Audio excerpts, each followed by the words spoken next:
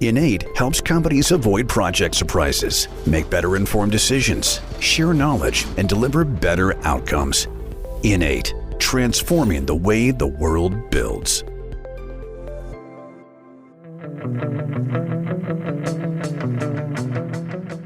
Hello, project people, and welcome back to the final episode of the season episode 150, season 6, huge. It's been an interesting and fascinating year and past 6 months. So thank you all for tuning in every week, and when we have a new guest and being engaged, and for your feedback. It's been amazing. But once again, as you've probably guessed, no Val for this episode. Martin, we've discussed this on numerous episodes. Have we found him? Nope, still missing in action. Fair enough. Maybe he's taken his leave and he just doesn't want to talk to us anymore. But it's okay. We'll find him. But how are you, Martin? What's been happening? Yeah, all good, thanks. Yeah, just winding down for Christmas now. And yourself? Yeah, not too much. Similar to you. Just winding down, and it's been an interesting year. But before we wind down too much, let's bring our guest in. I am live in person with Mr. Paul Waskett. How are you, sir? I'm very good, thank you. Good. Good to be here, and as you say, in person. In the fantastic city of Birmingham. Welcome to Birmingham. Thank you very much. My first time proper. So yeah, an interesting city indeed. One that I should explore more. I think Martin's pulling funny faces at me, so I'm not so sure he. Yeah, Martin knows it. Yeah, if you don't know it, come pay it a visit. Yeah, definitely. City. We've always been based in the Midlands, but moved to Birmingham itself about 2 years ago, and not regretted it. Brilliant city. Nice. Well, let's crack on. I mean, what a topic to end the year with, an episode. Project controls in design and engineering stages. It's in the title. That's obviously your background, project controls. Before we get into the topic, can you set us the baseline? What is your origin story? How did you get into project controls? Where did you start? Did you start in project controls? No, who starts in project controls? In fact, when we started, and I say we, I mean myself and my colleagues, I don't think project controls existed. I don't think we knew it as project controls. I've got an engineering background, and I work for a multidisciplinary engineering company in the Midlands, which is why we're still based in the Midlands. That was over in Stratford-on-Avon. And we were... We moved, myself and some guys that I work with, moved out of engineering and into what we called then design management. And back then, I don't think design management was an especially established discipline, and project control certainly wasn't. That was about too long ago, Dale, like late 90s. And we were developing design management services within that organisation. And around 2000 into 2001, we made the decision to go and deliver those services outside of that organisation and set up the company that we work for, Adept Management. So we were providing a design management service in multidisciplinary design stage of big projects. Typically where there was a design and build form of contract in place, where the contractor's got some responsibility for the design, and maybe that's not their expertise, or that wasn't their expertise back then, and we were helping them manage the designers. So design management, which was a pretty new discipline back then, and if I want to differentiate what we did then and still do now from what others might do, I'm going to use the term design process management. We're very strong on process, very much process focused. And what we found was that to effectively manage a project, in this case the design stage of a project, you had to have things like a plan in place. You had to understand risk, you had to understand progress and the overall status of the project. And before we knew it, we were doing what we might now recognise as project controls, and we've done that ever since. And there's three strands to what we do as an organisation. One is design management, or as I say, design process management. One is project controls, and if you think of a Venn diagram with those two things overlapping, the sweet spot is in the middle, which is project controls within that design and engineering stage. And we use some very specialist techniques and some very specialist tools to control that part of the project. Wow, that's the background. I am sure Val will really miss this episode, because he professes to be in sort of what he calls digital engineering. And yeah, I'm sure he will. We'll try not to make him miss it too much, or maybe we will. Let's see how we go. But no, thank you for sharing that.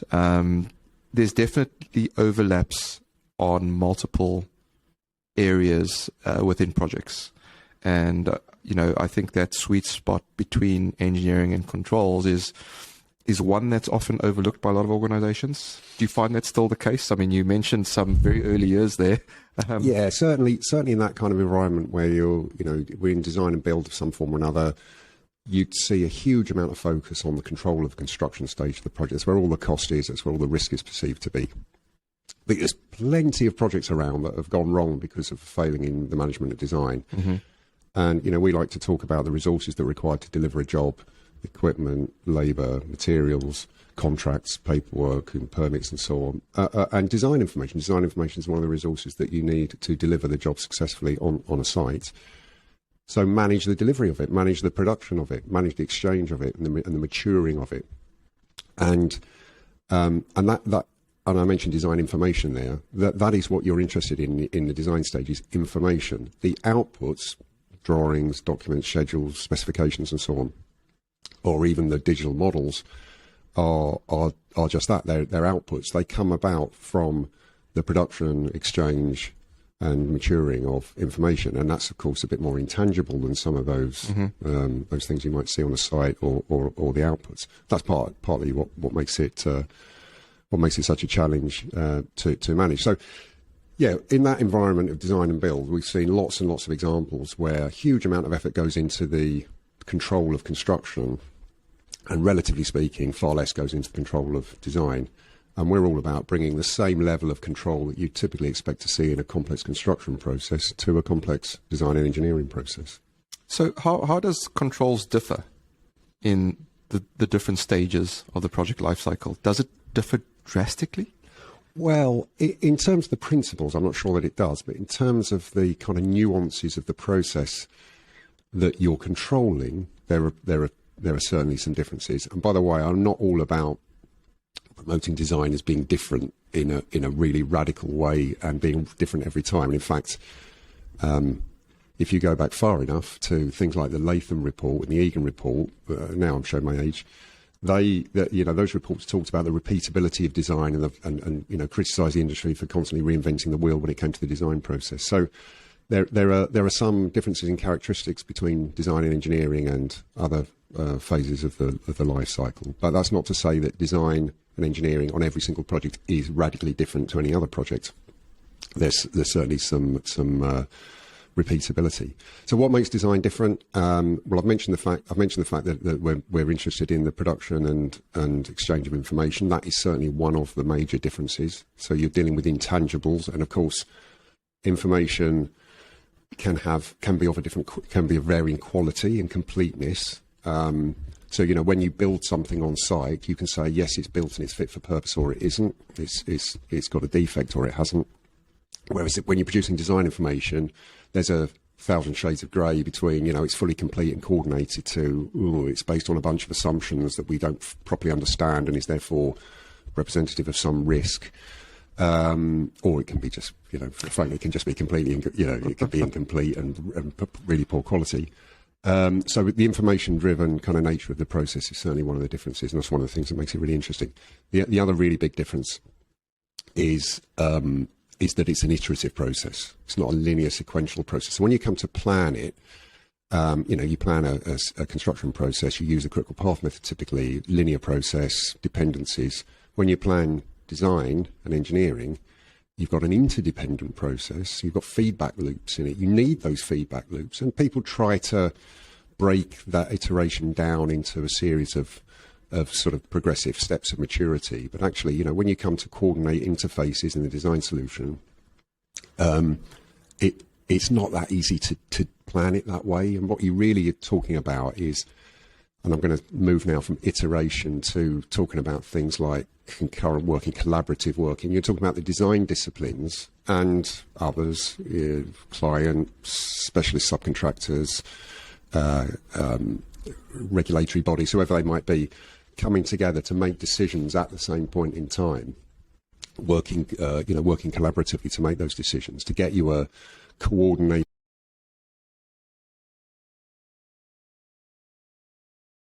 to move the design forward. So that iterative nature, we don't often talk about iteration because we talk about collaborative working and concurrent working, but that iterative nature of the process, or that interdependency as opposed to dependency in the process, is one of the big differences. And then there's a raft of other things which also make it challenging and interesting. There are huge numbers of stakeholders involved, the numbers of specialist disciplines, and as time passes, there's more and more of them. The advent of digital engineering and changing the process, changing the way we think about the information that's produced. Those kinds of things are all adding to the opportunity, but the complexity at the same time. So, yeah, it got me thinking as you were chatting there, Paul, getting into sort of project controls geek space in my head around sort of baselining and planning, or planning before you baseline. How do you go about planning that out? What approach do you use? Because you'd probably, I don't know, in my own head, right? And this is obviously, you're far more experienced in this area. I'm thinking, do I apply sort of rolling wave methodology type of planning? Do I use planning packages? How would I baseline that? And then how would I track progress? All these questions come up in my head. What approach do you use? That's a huge question. So we use a planning package like anybody else would use, the big ones that are around, and we use those because that's what the client expects. That's what they've got there. That's where they've got their construction program or construction plan. That's where they want the design plan and the interface between them being typically the procurement plan. But we don't go straight there. We start by building a work breakdown structure, identifying the activities that need to be undertaken within that work breakdown structure, and talking with the designers about the inputs, the information inputs that they require in order to undertake those activities, and then building that up into a full network. This sounds pretty much like good planning practice, I should imagine. What we talked, let me just repeat that though. We talked to the designers about their inputs. What information do you need to undertake your tasks, your activities? And you can go further than that and start to talk about the importance of that information, the criticality of that information, because some of it can be assumed if it's not available, and it can be assumed without adding a huge amount of risk or cost. But there is information that you really do want available, and not having it and having to force an assumption would represent a significant risk. So we talk about the inputs. Lots of the time, the designers are more than happy to talk about their outputs as well, and who else uses them and how important those are. But if that's the case, then somebody else is going to tell us about that, because that will be one of their inputs. So we talk about the inputs. And then we use a matrix-based tool. We developed this before we put Adept Management in place way back in the late 90s through a research program that the multidisciplinary engineering organisation that I worked for at the time sponsored. We developed this approach that uses a matrix to identify, based on the inputs, and remember that they form dependencies and they form interdependencies, so you can have circuits of inputs around activities, to identify where that interdependence exists, and then talk to the design team about how to deal with it.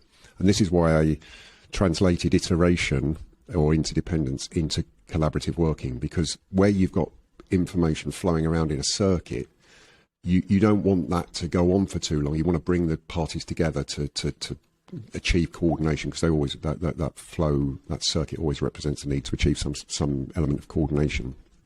So you bring those people together to achieve that, and then based on how long you think that's going to take, who's involved, what's involved, what workshops you need, because collaborative working is often going to involve workshopping. You can then put that into your plan as a period of time, and kind of work out how to represent that interdependence or that iteration in a linear process that is your program, in your favorite planning tool. So those are the sort of basic steps. A lot of the activities that we would typically define are around decision making. Some of them around output production, so drawings need to be produced because you need to price, or you need to go out to tenders to suppliers, or whatever those might be, and specifications and schedules and so on and so forth, technical reports. So there are outputs to be produced from the design process, but often you'd see a plan of design and it looks almost entirely as though it's the production of outputs. Well, that ignores what goes on in order to get you to the point where you can confidently produce the output. So a lot of the activities that we talk to the designers about defining our plan will be around making decisions and getting requirements captured at the front end. We've all seen design processes, haven't we, where it looks as though the right set of outputs are in place, but the requirements have never quite been captured properly. And what you've got is a design that doesn't really work. So making sure the requirements are there at the front end, the decisions are made, the strategies for how the project works, and therefore making sure that's designed in, getting all of that in place. So we build a fairly detailed plan, kind of correspondingly, the detail that corresponds with the detail that's in the construction plan, for procurement and design as a precursor to construction. So detail, decisions, outputs, all of those things represented, and that then forms, once signed off, that then forms our first baseline as a program. Obviously, running alongside that, you've got the cost forecast. So as you develop your program, you're defining a resource requirement, and therefore the way the fee works, peaks and troughs in resource requirements, and those kinds of things you need to think about. And so then you're forming a wider baseline of program and cost forecast and cost plan and scope. And we had a conversation before this, didn't we, about scope, about what we really mean by baseline is scope, scope, and then with it program and cost. And then as the project is delivered, in answer to the second part of the question, which was about tracking progress on monitoring, I think you said. So we use something that's pretty much akin to the last planner approach. I don't know if you're familiar with last planner, whereby you take short-term look-ahead plans, verify with the parties delivering the project, in this case the design team, that they can deliver to that plan on a short-term basis, week by week, or fortnightly, every 2 weeks in some cases. And if not, you rearrange the plan to work out what can be done based on the readiness of the activities, the availability of the information, forming one of the major indicators of readiness. And then we through that process, through that period, that week or whatever it is, we capture the progress. And by the way, we definitely do not capture percent completes. That means nothing in design. We could talk about that. We used to do that. Yeah, well, yeah. One man's 80% complete is another's 95. And we always used to joke, activities go from, not started to 50% complete, 75, 85, 90, 95, 96, 97, and they're never quite finished. And what we're really interested in, because we're concerning ourselves with time, is how much more time is needed to generate the information at the highest quality. So how much more time do you need to complete this activity and get that information to whoever needs it at the right level of quality? That's the only question we really need to ask when we're talking about what we might call progress. So that's how we capture progress. We capture the issues that are, and this is all part of the last planner approach, the issues or the root causes, if you like, that are stopping the design team from delivering, and then the actions that are needed to overcome those constraints, those issues, those root causes. And before you know it, you've got progress, which gives you a progress plan.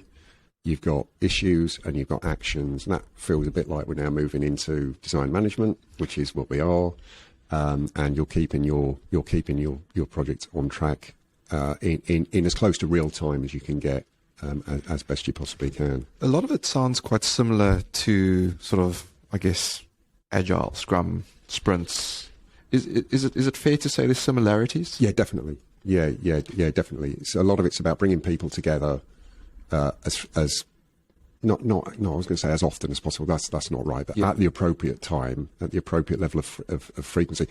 And one of the things we've seen, and it's probably got worse in the last couple of years with the lockdown, and now remote working is much more commonplace than it was even before then. It's just people don't talk to each other in between, say, design team meetings. We'd have a typical project. You might see every 2 weeks a design team meeting, and occasionally you feel that that's the only time the different disciplines involved in the design are talking to each other, whereas they should be talking to each other all the time, solving problems as they go through the process all the time, and bringing people together to have each other. Have them all, understand each other's issues and what they need to do collectively to deliver the project is definitely part of our thinking. So that very much aligns with agile and kind of Scrum thinking. Yeah, definitely. So how would you? Cause I worked with a client that was in the design phase, and they were mandated by their funders to track progress using earned value. And it becomes really difficult when you can't really track progress accurately, as you say. It can only be 99% once, right? Yeah. And then it's 99% for like 5 months, and you're like, what's going on? Yeah. How do you approach earned value within controls in the design space? So in a perfect world, unfortunately we don't live in a perfect world, but you'd use the availability or the production of complete information as your measure of value.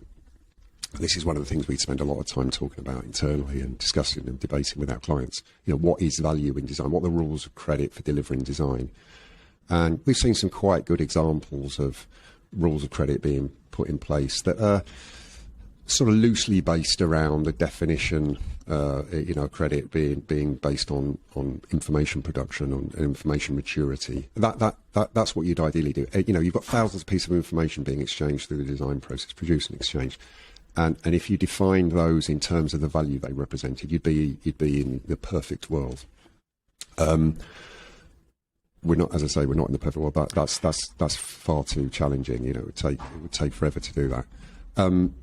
The other end of the spectrum is that you use outputs as your indicator. And we're not a big fan of that. You've seen that all the time. So the job here is to produce 50 drawings. We've produced 40 of them. We're at 80% complete, or we've got 50 of them that are all 80% complete, so we're still at 80% complete, and that's the value that we've earned. Well, what about the quality of the information on them? What about the completeness of the design? What about some sort of indicator about whether the right decisions were made right up front and whether we captured the right requirements and they were caught in the right way? Those sort of things are totally overlooked. So I think probably the best practical solution is a bit of a hybrid of the two. And we spend a fair bit of time designing rules of credit for use in design, and you tend to earn quite a lot of the value towards the back end when the outputs come out in reality. But we try to make sure that some of the value is earned at the front end as well through the process, and it's not all about the value turning up at the back end when you've got a pile of drawings on the desk. Yeah, no, that's interesting, and I'm glad you said that, because I actually had a bit of a debate. Those that listen to the pod probably know that we love a bit of a debate on this podcast anyway. And I was saying that we should have rules of credit in place, and the argument from one of the fellow professionals, shall we call it, on the client side said, well, no, we shouldn't, because that's not accurate. The most accurate way is to ask the engineer. And it comes back to your earlier point on one man's 85% is another one man's 95%. Absolutely. That's a terrible idea to ask the engineers. No, I'm joking. There's some value in it, but I wouldn't do it necessarily. The other thing is, of course, when you've got a set of outputs, they are the result of pretty much, in all cases, all of the disciplines input. So you've got a coordinated, so you might have a lighting layout or an electrical specification, and okay, that's an electrical document, but it results from a coordinated process involving all of the disciplines. So how are you going to ask one of the engineers about the completeness and the level of quality of all of that information that's flown all the way through the process to get you to that document? You just can't. You need to understand the steps along the way and whether the right things are being done at the right time to get you to that document, or to get you to a coordinated design model that happens to spit out those documents. That's the kind of the key to it, I think, is understanding it's a multidisciplinary process to get to even a single discipline document. Would you ever try and convince all the stakeholders that earned value is not the right method of measure?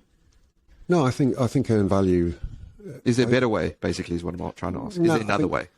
I think earned value works, but get your rules of credit right. Understand them, and and it won't be perfect, but it rarely is. And understand where the limitations are within design, and that it's perhaps to some extent an approximation. What you're getting out of it in terms of the metrics are only as good as your rules of credit. And you asked a question. I'm going to go off on a bit slight tangent, but I realised I didn't answer one of your earlier questions.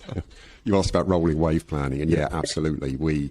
this was when you were talking about baselining. Yeah, you on a huge project, big programs of work, you do have to do that. You do have to recognise that you can't necessarily work out precisely what's going to go on at the final throes of the design and engineering stage at the very earliest stages, and there has to be to some extent, you have to plan it on that rolling wave basis. A really, the best example probably being that at the point where you're engaged in the concept stage, you haven't necessarily decided how to procure the specialist subcontractor input and therefore the design input that they make.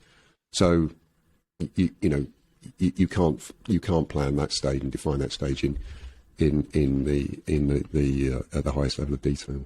To what extent would 3D, 4D BIM help with measuring progress in design? It's a really interesting one. How? Because obviously, when you look at 4D planning, you've typically got a fairly well developed model, and you're then comparing that to a fairly well developed construction program, or lining it with a fairly well developed construction program. We've done bits and pieces of work whereby you link together a very early stage model to a construction program, and you can start to look at, as you'd expect, you can start to look at options for both construction phasing, but also for design development. That's a really interesting area, and I'd like to see more done in that regard. That doesn't really address the question of progress. I think 4D planning, we do a fair bit of 4D planning, and in terms of measuring progress through the entire project is absolutely brilliant. Comparing a baseline to the reality of how a project's going in that very graphical form is a really powerful powerful tool. There's more to be done, I think, in terms of achieving that same outcome when you're looking at design progress. But there's probably quite big opportunities there when you're looking at maturity of the design information. If you think of progress in those forms, the quality of the design information, might take that one away and do some work on that one. Yeah, in previous episodes we spoke about, didn't we, Martin, gamification of projects, and perhaps how you could put a project into a gamified space, perhaps in the Xbox or the PS5 space, and have people take them through all the life cycle stages of a project, and you almost have this simulated version done by real people. Yeah.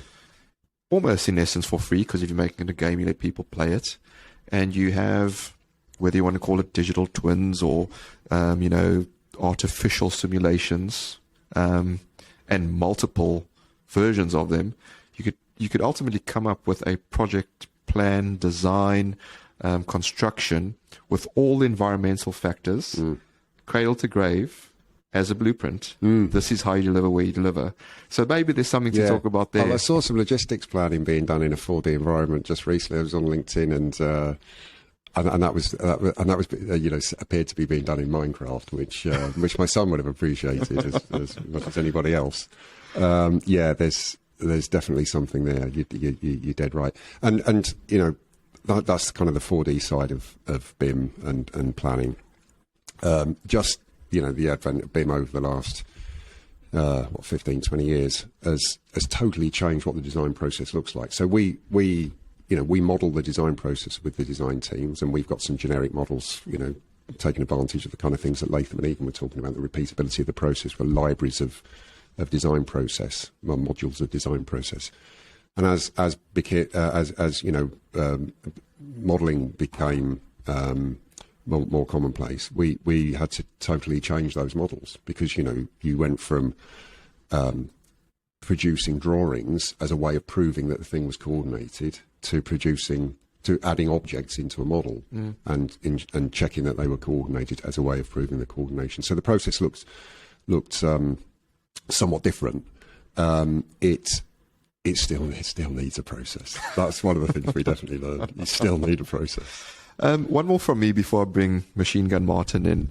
Shifting into the risk space now, and correct me if I'm wrong, but in my mind, I'm thinking in the design stage of a project, I'm thinking your uncertainty is quite large and your risk events are quite small. And then when you get into construction, it's the other way around, because you have a design on which you're constructing, so you're more certain, but your risk events perhaps are a bit bigger. Is that true or false? What's your experience? I think it probably should be true. That assumes that you've got a completed design at the point when you're starting to Fair enough, yep, to build, and complete enough at the point where you procure. So certainly at the early stages of design, you've got this huge level of uncertainty, and that's fine. And you're sort of maturing the design, reducing the uncertainty, reducing the risk, also reducing the opportunity. Yes. So you're kind of constraining yourself the more you do, and the more the more complete the design gets. So getting the right decisions made right up front, we know, is even the earlier you are, the more important it is. Obviously, you can appear to be reducing risk by virtue of getting further through the life cycle of the design stages, but we know, it talks about assumptions and the fact that they represent risk. If you've got lots and lots of assumptions being made, you've got what appears to be a mature design, but it's actually based on assumptions, and those can represent risk, both in the design and through into the construction stage. But yeah, ideally, I mean, if you went back to pre-design and build days, and I'm sure there still are contracts that delivered, in that traditional way. We don't really see them, certainly not in the UK. The contractors taking on no real risk associated with the design, because they're buying the design, they're building it exactly as designed. Any problem with that design, the client pays for. So yeah, you've got a situation there where all the risk is kind of closed down, and as far as design risk is concerned, a risk-free construction process, pretty much. So at least that's the theory, I guess. But obviously in design and build, which we all see all the time, there's plenty of examples around, and I've seen them over the years, and we all have, of contractors finding that what they're trying to build can't be built, or isn't coordinated in the way it appears to be coordinated in a set of drawings, and that who's paying for that? More often than not, it's the contractor. They're having to pick up the bill for it. Yeah, I mean, we can probably get into the commercial space as well, but before we do, Machine Gun Martin, you've been sitting there listening in. I know you love this space as well. It's controls. What have you got for Paul? It's been really fascinating subject as ever. I'm just going to go back to one of your earlier points, and thinking back to when Dale, Val and I worked together, we found that many of the engineers had some quite strong views on the application of project controls and planning, some just ranging from, sod off, let us do the work, to wanting to know the minutiae of detail, all the hours, dependencies, activities. In terms of interactions with the project management team and giving a consistent message, do you find it's better to let the engineering work package managers be that sole interface, or do you prefer to get everyone involved in the process and let the project managers speak to the guys actually doing the work? How do you try and manage that message on a project? Realistically, you've got to do it through the engineering managers, discipline leads kind of level, just because it's kind of chaos if you start involving absolutely everybody. But you're dead right. There's very widely differing views among a typical engineering team, design engineering team, about what an appropriate level of definition of the process is. And some of that is because they maybe don't see the value of having a process that's defined in detail, or perhaps going to be controversial now. Perhaps they feel it exposes them somewhat if there's a level of definition there around the process that then allows some degree of measurement of their performance in delivering that process. I'm sure there's something in that from time to time, yeah, I mean, I can think of examples outside of construction, in fact, as well as in construction, where you talk to two different disciplines, and one of them will define hundreds of activities, and the other will define 7. And it's what the hell am I supposed to do with this? So that's part of the skill of of building one of these things and defining these, and this is where some of these generic libraries help out as well. We're trying to get a consistency across the disciplines, the systems, the phases, and kind of steer it towards an appropriate outcome in terms of a plan, definition of the process, and then the plan. Without at the same time, without us saying, "Oh, you don't worry about any of this. We'll go away in a corner and do this for you," because we absolutely must have them bought into it. But yeah, rather than go talk to every engineer on the project, we tend to talk to the discipline leads at that level, and then they become the kind of owner of their part of the plan. There is only a single plan. I must reiterate that fact. There is a single integrated plan, but down on the ground, it maybe feels like they've got their part of the plan that they're delivering. As long as everybody's delivering it in a very joined up way, then you've got an integrated process. And at the start of the project, when you are doing that initial definition, you're building your WBS, defining the activities and the interdependencies, do you try and get as many people involved in that process as possible, or do you try and stick with the leads? Yeah, again, the leads. And just have that interaction and experience? Yeah, again, the leads and the specialists and the real specialists. So that would be, on a building project, you're talking the architect, structural engineer, civil engineer, if they're different to the structural engineer, mechanical, electrical, and then you might have the facade specialist. M&E, by the way, is probably a contractor nowadays, aren't they? They're probably a primary consultant or contractor. Or contractor. Yeah, if they're a contractor, they might be outsourcing it to a consultant. And then you've got fire, acoustics, access, whatever the project is and whatever the requirements are. And then, you've also, of course, got project management, client side, contractor and then client.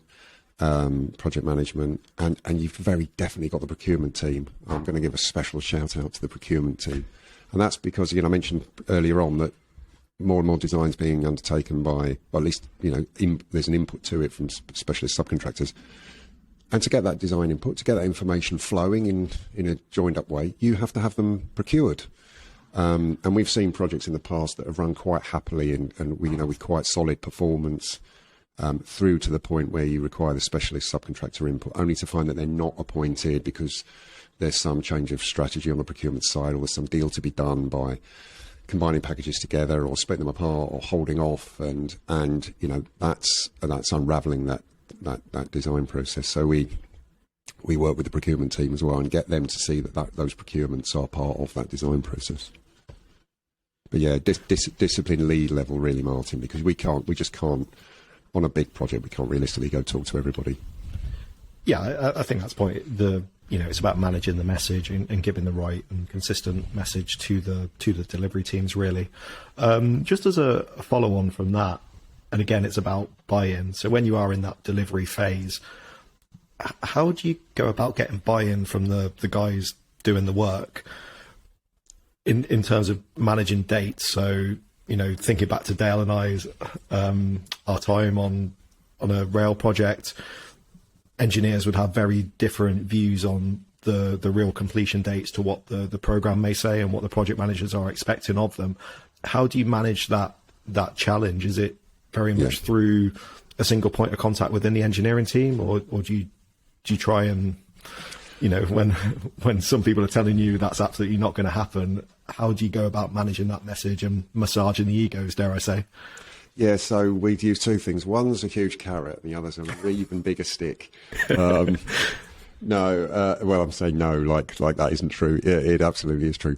So first off, we try to, if necessary, you'd hope that most of the people we work with on most of our projects kind of get all this stuff, even if they're not, even if they need a bit of a reminder of it. So we're trying to remind people in the projects that actually having an integrated process with information flowing in the right way at the right time benefits them.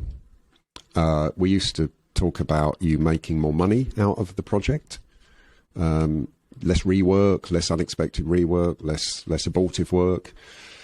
Some people might be interested in that. It's amazing still how many people are not. That's not what floats their boat.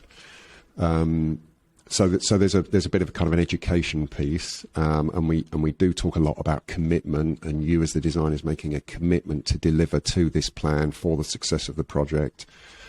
We also expect the client, whether that's the contractor or the client or both, to keep making that point on our behalf, on their behalf. Bearing in mind we're typically working for them, and this is all about them benefiting. So keep making that point that this is for everyone's benefit, not just theirs. If they've got good quality information to procure and build from, then everybody's walking away with a profit and with less pain. Most designers don't want to be on the end of some pain from the contractor.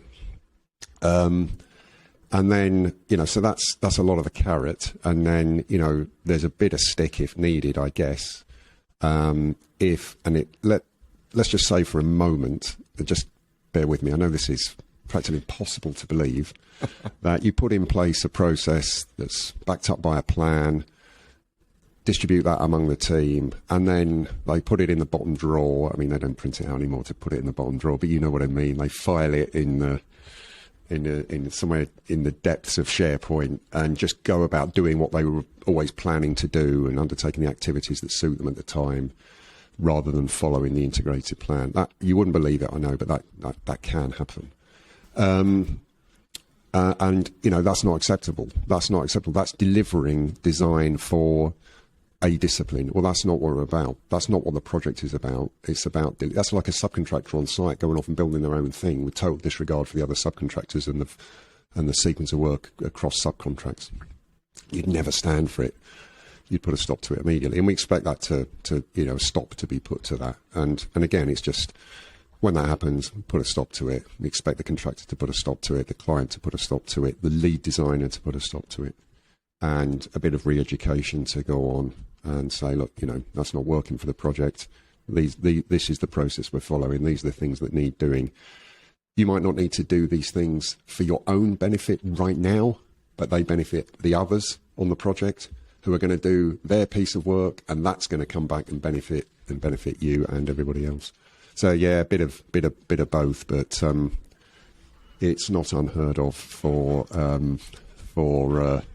the well-crafted, honed process to be to take a bit of bedding in, I think you might say, Martin. Yeah, definitely. Again, I think in my experience, I think most engineers had quite a positive view on it. Everyone had understood the concept of managing to a budget. You have a set amount of cost or hours, and you manage a task to that. And I found that a fairly positive experience when dealing in that space. My last question, and I'm going to probably ask Dale to dig me out if I open a can of worms here. If we go on the subject of engineering change versus project change, how in your experience, how do you get the right level of detail to satisfy both needs, and what are the interactions between the two things? So I'm almost thinking of a technical change is, you need to change the design by a few millimeters, and at what level do you go and inform the project manager that there's something in the budget or the schedule may need changing? How do you satisfy both needs? So first off, it's probably worth saying that in our experience, change is very badly assessed very often in the design stage. We see lots and lots of change being accommodated, within the design, crowbarred into the design without any real thought about how long it's going to take and what it's going to cost. Obviously, NEC's changing that, and we're massive fans of NEC if implemented in the right way, because it puts program right at the centre of the management of the contract. Forces people into that sort of deep thinking that we like them to always have when it comes to change. But we've seen lots and lots of examples of changes that aren't thought through, that seem very minor, that get squeezed in, and before you know it, what was minor has grown legs and is now sort of spiralling somewhat out of control and costing lots of money, costing the designers lots of money. So I think having some sort of basic process for assessing any change, no matter how small it might seem, and if you do the assessment and it says, it throws up, right, okay, there's no real knock-on impact from this, we can accommodate it, then go for it. Great, jobs are good, and you've not wasted anything. But for those occasions where it is bigger than you realise, the design team realise, you need that process. And we're going to argue here, of course I am, that having a well-defined process in detail with all of those dependencies allows you to do that in a way that you might not otherwise have had. So that's kind of protecting the design team and the wider project team from those kind of changes that work their way in and don't really don't necessarily get thought about. Obviously, when you get those huge change requirement comes along, you want to assess the impact of that and build a new program and rebaseline. That's part of the process. And again, we'd take advantage of the fact that there's a detailed process in place to allow us to do that. And we might even have to build a new process if they're that significant.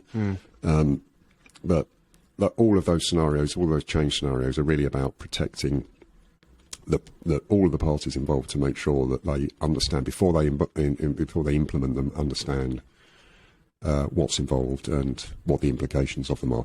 And we've all seen those examples where you think if it was really understood what was involved, you'd have never done it, you'd have never implemented it, the client would have been talked out of it. There's so much money being spent on design, implementing that change, and that it's taken so long that it's now impacted procurement and construction. It's now slowing the job down on site. You'd have never done it. But it's not. Is this where perhaps it comes down to how well defined your scope is as well? Yeah, I mean the relationship between defining the scope and designing the process. There's a perfect relationship between those two things. If you can't define the process. Because obviously part of defining the process is determining who's doing what. Yeah. And only one party ever does any one thing. We never define a process that's got multiple parties responsible for anything, because that's a recipe for disaster. So you must understand the scope in order to define the process. Absolutely. Yeah, I'm just thinking if it's well enough defined and the engineering change is not deemed a scope change, and it doesn't impact cost, time, or quality, then for me that flies under the radar. That's within the engineer's gift. You want to track it, you want to capture it, but you don't necessarily have to put it through strict change control. It will cost you more. Yeah, you're right. And Martin mentioned engineering change, and I was talking more about project change. So you've got an alternative engineering solution.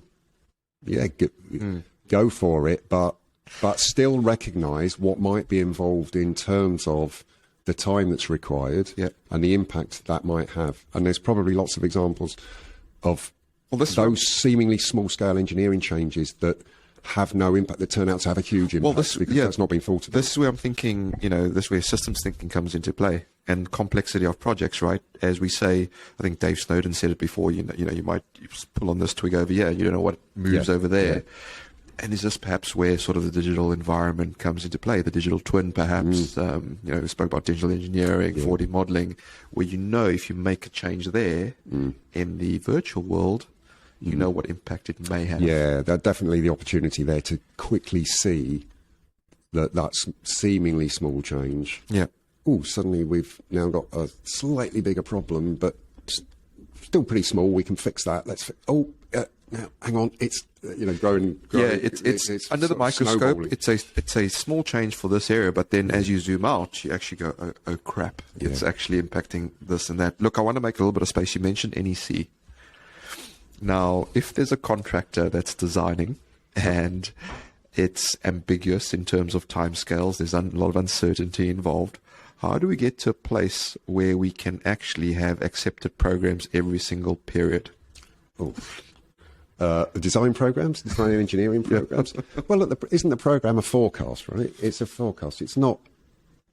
No one at any point is necessarily claiming we are going to build it precisely as set out in a plan. It was a commitment 10 minutes ago. No, it's still a commitment. It's still a commitment. I'm talking about the construction program now, Martin. If you've got years worth of construction work, there's got to be an acceptance that in the short term, you're highly committed to delivering what's on that plan in the way that is set out on that plan. But longer term, there's a bit of vagueness starting to creep in. Anybody who claims otherwise is you're barking up the wrong tree, I think. But it's still a legit forecast. It's the best we can do at this point. It best represents what we believe the plan to look like, and the same applies in design. So yes, there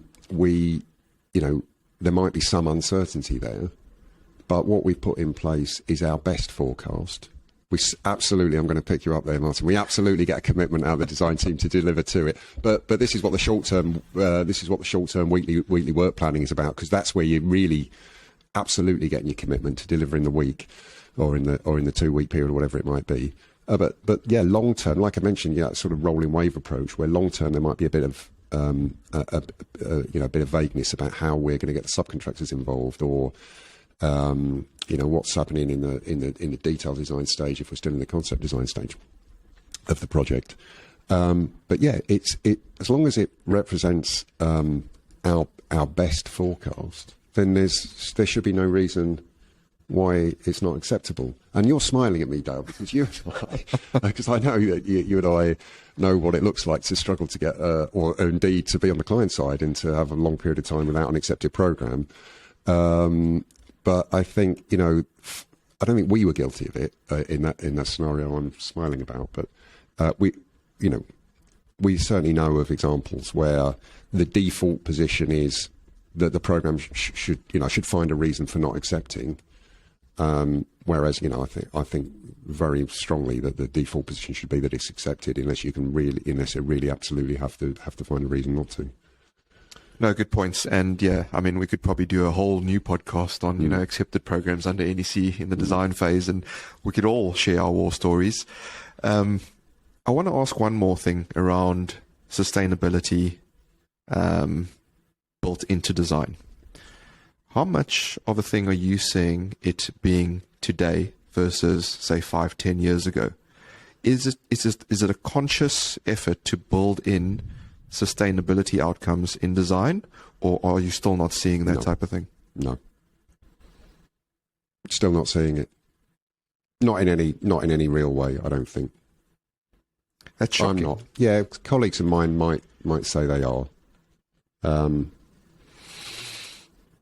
Beyond the sort of activities you'd expect to see in a plan around, reviews and processes such as BRIAM and SQL, which would be part of the scope for delivering the project.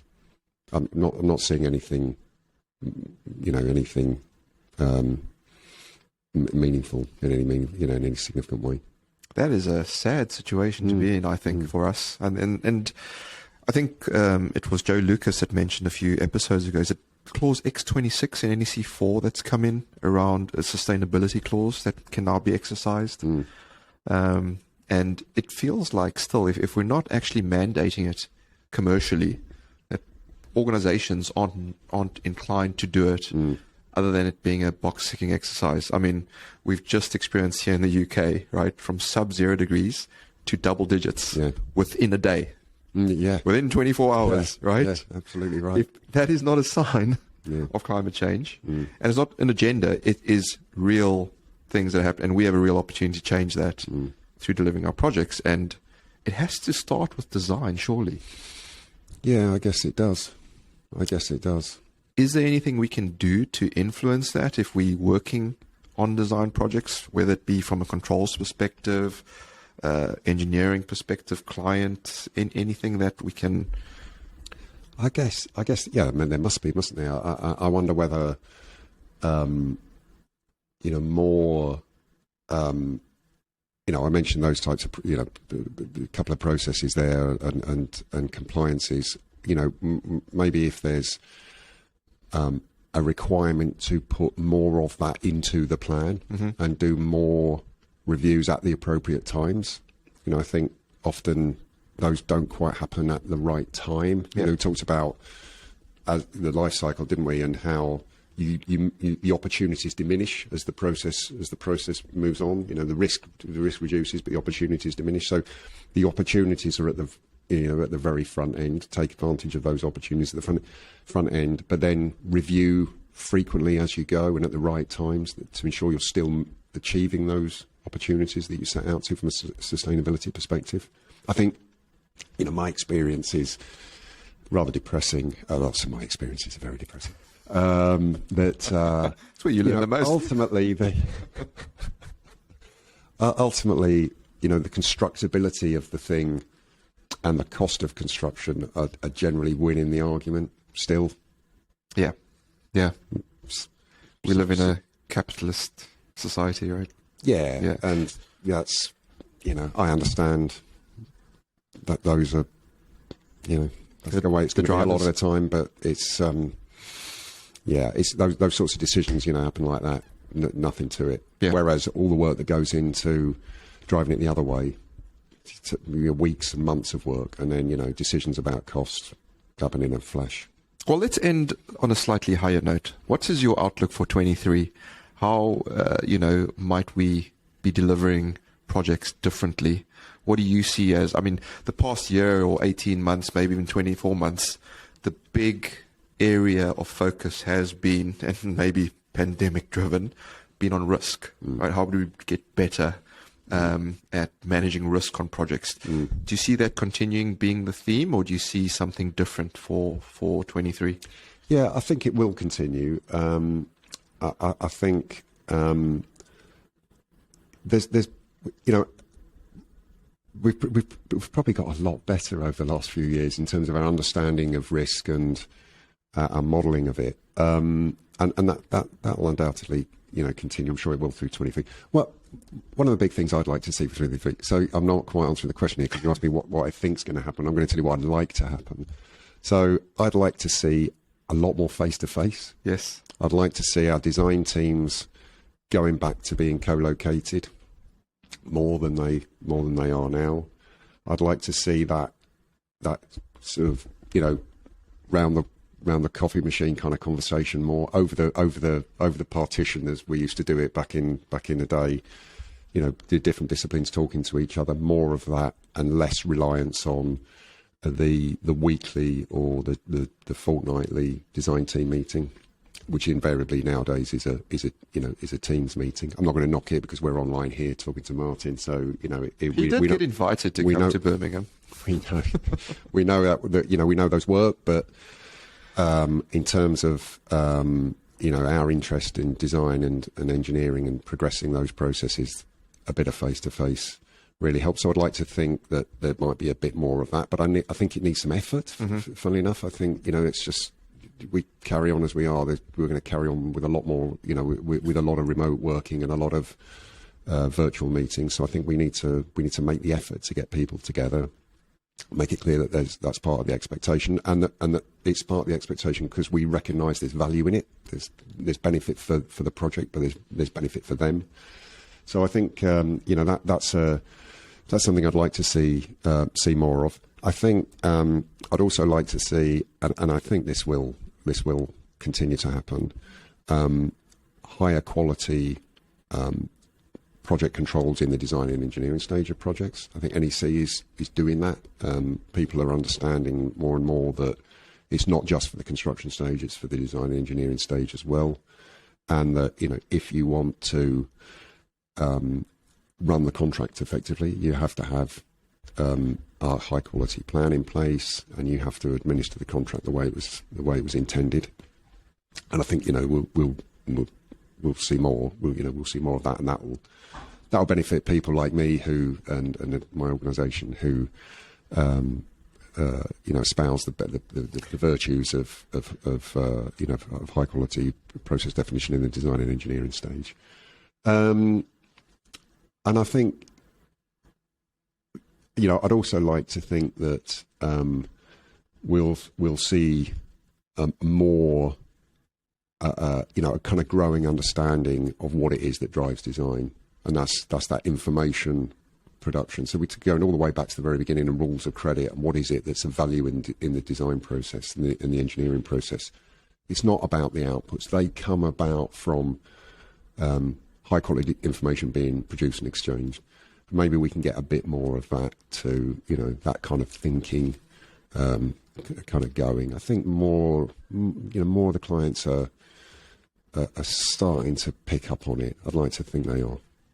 Well, the more we talk about it, I guess the more they will, and keep challenging the status quo. Yeah, I mean, I think we still see lots who just go to that. We used to joke about it and sort of talk about it as though it was a reality and never really believe that it was. But I think maybe it is. 80% of it's in the construction, 80% of the cost in the construction. That's what I'm going to manage. I'm going to manage the construction. Well, how many projects have got to go wrong because of failings in the design stage and poor quality information being available for construction purposes before people really start thinking a bit more deeply about managing the design properly? Don't win a contract and then you wouldn't leave your subbies to manage themselves. You manage them. So don't manage the designers in the way you manage your subbies necessarily. I'm not quite going that far, but do manage the process of producing and delivering design information for your own benefit. If you're a client, if you're a contractor, and if you're the designers, benefits them as well, because everyone wins. Yeah, you get an integrated process. You fly through it, high quality information. Everybody walks away with a successful project, having made a bit of money out of it. What's not to love? Yeah, I love that you talk about 80-20, and that 20% that actually drives that 80%, which is fantastic. But also a plug for PCG Project Connect Group in London next year, 2nd of Feb. I know you've come to a few of them, Paul, so hopefully see you there. It's a great event, Martin. We have lots of fun at Project Connect Group, definitely. And we've started doing debate or discussion panels, which is great as well. All free. Turn up. You don't have to pay for a ticket. There's no ticket to pay for. Just come and join us and have fun.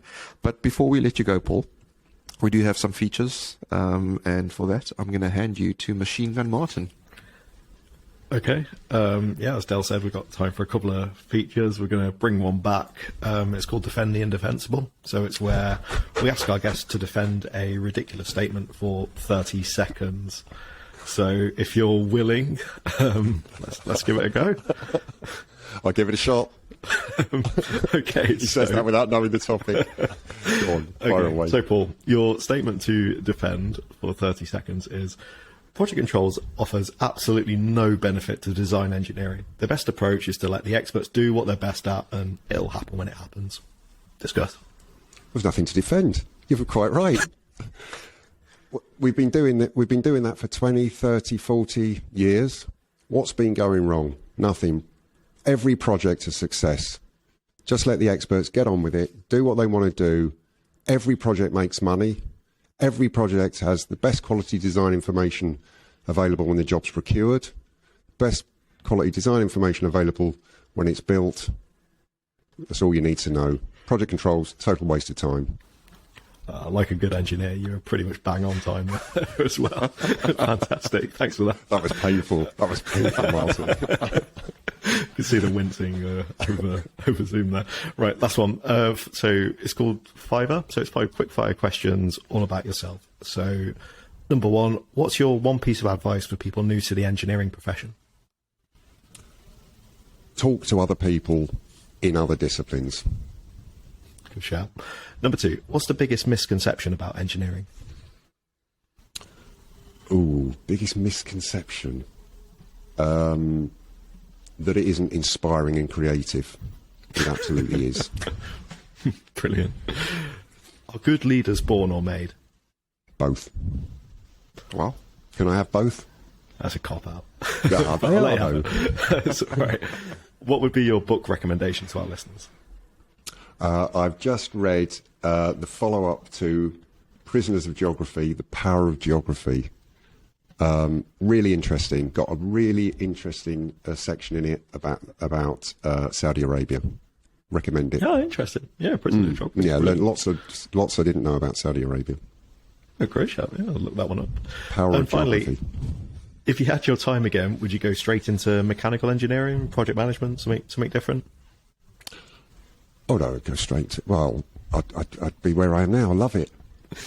Design management, absolutely love it. I'd probably have to go into mechanical engineering in order to get into design management, but no, I wouldn't go into another field. Absolutely would not. Brilliant. Thanks a lot. Love it, Paul. It's been amazing to have you for the best part of an hour. Thank you so much for giving up some of your time, sharing your insights. I'm sure, the listeners will take plenty away from it. I hope you've had fun. Yeah, thanks for inviting me, guys. Yeah. Anything before we let you go you want to leave our listeners with? Don't underestimate the importance of your design process. That would be it. When I talk to students, I'm talking often to construction management students. Normally on a master's module, and they're all going to go out and become construction managers. I know they're going to go out and become construction managers. Very few of them are going to be design managers. But I like to say to them, don't ignore the design process. Don't just go out and manage construction. You must also manage design, or at least your organisations must, and your project teams must manage design. You're neglecting one of the resources that you require to build the job if you don't manage design. So go and do it, make a success of it, manage the design process, manage the flow of design information across your members of your project team. Amazing, amazing stuff. Martin, any final thoughts from you? No, nothing to add. That was really great. Yeah, thanks a lot for that. Well, thanks for inviting me, guys. No, it's been our pleasure, our privilege. And yeah, thank you once again for your time. We'll love to have you back on any other topics. There's a few that we there's others we could talk about. We didn't go down some rabbit holes that were definitely there and evident. But no, thank you so much for your time, folks. As we say, that's all the time we have for this episode. But if you like what you heard, please do help us pay it forward by sharing a link to this episode on your favorite social media. Once again, a massive thank you to our guest, Mr. Paul Waskett, and thank you all for listening. Till next time, we say stay safe, be disruptive, and have fun doing it. From me and Martin, it's bye for now.